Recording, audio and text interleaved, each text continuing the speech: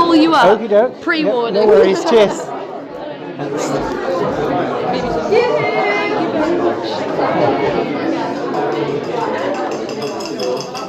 I feel too full. I can't do that. Yeah, I can't do that. I wish I could. Be real quiet now. So we are about to bring up our next poet. We've got two poets, and then we're going to have a musical interlude, and then another interval. So first poet is Oliviana. Everyone, nice round of applause. Sorry.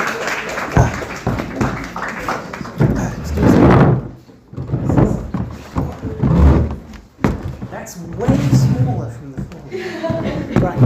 So, as you can probably tell, I suffer terribly from social anxiety, and I sometimes find it very difficult to be on stage. So, one strategy that I find that really helps with this is to be needlessly confrontational to begin with. So, I'm going to begin my set at this Christmas gig by reading a poem called Get Fucked Ye Merry Gentlemen. Woo! It was clever of Dickens to make a man who hated Christmas rich, because it gave his well-heeled audience an insult to sling at the poor, which could suggest parsimony, not poverty, along with what that queer, un-British Christian name suggested.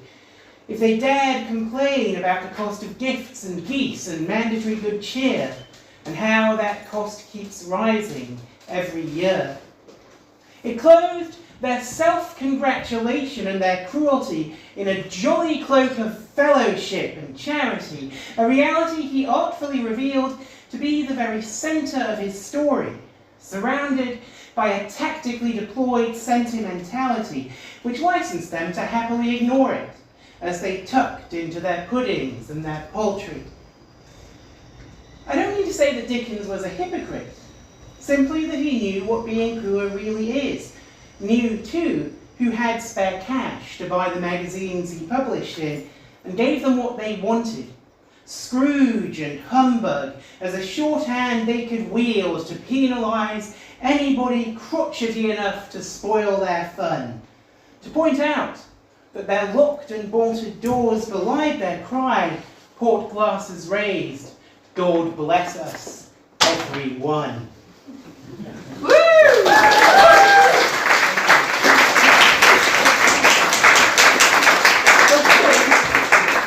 There's always someone who's left out in the cold at this self-congratulatory time of year, and this is a poem about that. This is called Winter Terror. Maybe it wasn't the coldest day of the year, but the wind made it feel that way. Wind so loud he had to shout. The man sat by the monument, begging, having to shout to be heard, the wind forcing him to shout louder, the cold that he felt and the cold that he knew he would feel if he failed to get enough cash for a bed for the night in a hostel, cold that kills and cold that weakens, cold that weakened him even as he shouted at the passers-by, voice filled with jostling rage and desperation, each shout angrier and sadder than the last. Myself, I had no money I could give him, was living on too good to go bags, online tips and the joke that this country calls benefits. If I could, I would have. Because I know too well how it feels to see your future shrink to less than just a single night. To see those safe, snug, smugly pass by. To feel that mounting rage at those whose kindness you rely on. Do you begin to understand now? As prices rise and payments are withdrawn, a little of the desperate rage he felt then. As nights draw in and winds whip up, do you feel it? The true terror of winter.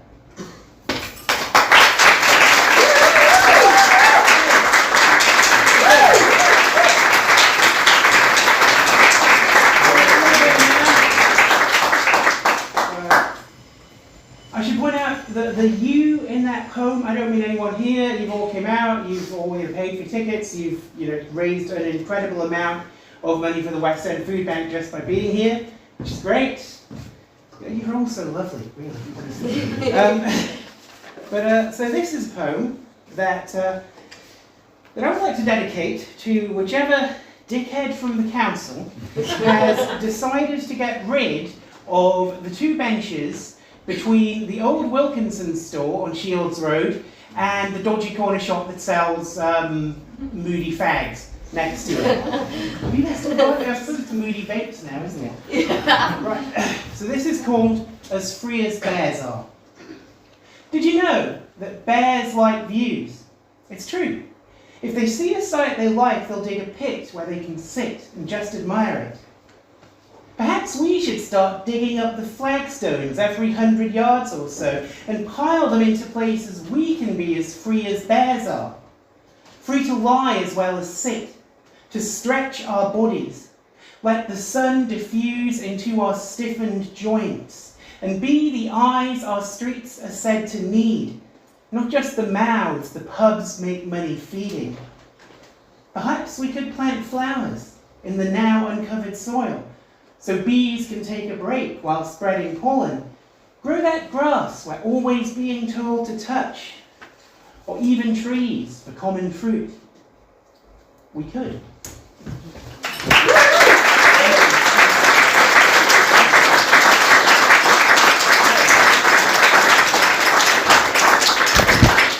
So in the course of putting this set together, I was looking back through my blog for poems I've written, and I discovered that the poem I'm going to read next, which is in the King Ink collection issue 1 of autumn 2024, I discovered this poem isn't even a year old yet.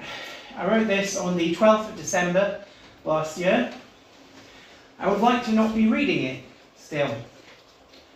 And yet here we are. This is called English Sounds Like Injury in Arabic. In the language I am learning, like a child who must be taught the shapes and sounds of letters, children scream. Already they are more well-versed than I in sounding out these shapes, and screaming too. I, who from my earliest days at school was always punished for deficiency in cursive, I, whose English letters fall somewhere between a spider in an inkpot smear and A for apple print, am learning a supremely calligraphic language, while hands far more practiced than mine find their own writing sliding into scrawl and must accept it. So those hands may yet incise and suture with precision after so many days without electric light or anesthetic. In the language I am learning, the word I find most pleasing is the name of a nation we bombed into freedom, where people are now sold as slaves. In this language, the words for my country are half-rhymes of wounding and guilt. In the language I have grown up speaking, people quibble about what it means to say things like genocide or self-defense or rules-based international order. In the language I am learning, I cannot say these things. I do not yet know it well enough to lie.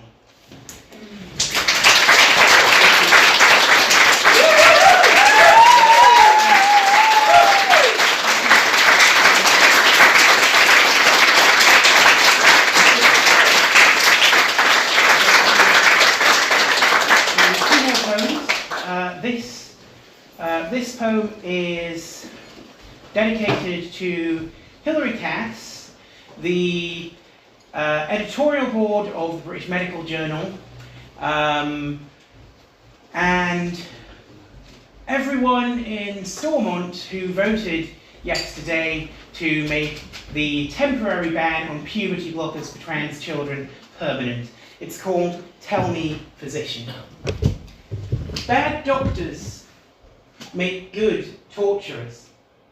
Not just because of training in anatomy, because long training and high station flatter vanity and breed resentment of a truculent humanity will insist they understand their body's mystery better than their lettered intercessors as they Google diagnoses or ignore their pain beyond capacity for healing or insist on medication or dispute classification as they waddle facts back into surgery regardless of how many times they've been told to lose weight. And so a doctor learns to hate and to desire a new relation with her patients, one where actions are dictated and complied with without question. And such fantasies, when licensed, overpower with ease the catechistic call to do no harm, and so the healer learns to injure without qualm. Bad doctors make good torturers, it's true. And good doctors are vanishingly few. So tell me, physician, which are you?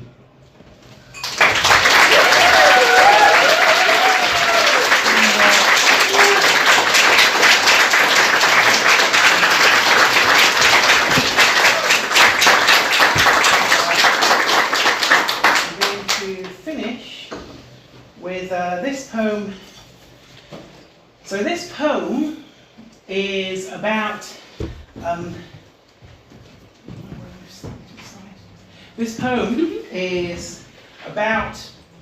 our current Prime Minister allowing his pale, misshapen, Stone Island-clad body to be used as the flesh vessel to enable the ghost of Jimmy Savile to have sex with the corpse of Margaret Thatcher.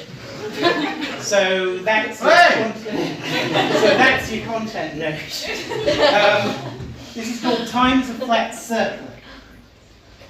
The old man's back again, back in the barrister's body, called down from the astral for a final coffin fuck with the Iron Lady, a consummation deviantly fixed like a green room buggered Boy Scout and his jobless mother, back to celebrate the pig fucker's election win, the stitching up of Scottish independence, the bigots given wing, the increasing use of English as an identifier on official forms, the begging of the West Lothian question, the express checkout riot courts, going directly to Pentonville for looting 10 items or less. The coppers let off for killing the newspaper man, the Brazilian for shagging their way through the runway delayers. The continuum, the irony of his flesh vessel's name shoving Kears Hardy into the barbed wire forest between the Baroness's legs, the box office baby baron of BBC Light Entertainment, Big Daddy's buddy, leaping barefoot from the ring to Broadmoor and japes with his pal Peter, to the memory of Christmases passed out together in checkers, while Dennis pissed himself mute in the corner. Parentheses round the word accomplished in Gladio memos. Glasses chinked to celebrate the death of Pasolini. To a future of faith-based depravity. Photo ops at Jesus' house. Super injunctions preventing the naming of Russian violinists. MI5 ramblers. To the Liverpool coup carried out with Nadine's oracular blessing, to Victorian values and see Howard Hinton's idea of time, to the slow cancellation, to his haunting of all of our memories, to the abolition of time, of any alternative, the dissolution of time, to the breakdown of a real present into a fictional history whose statutes, laws are written to defend, while women are beaten by policemen again and again, to Rees-Mogg's hypocritical Easter amen, to a one-party state ruled by a boring, I will change the things that need changing in that chapter in number 10. Now, then, now, then, now, then. Thank you.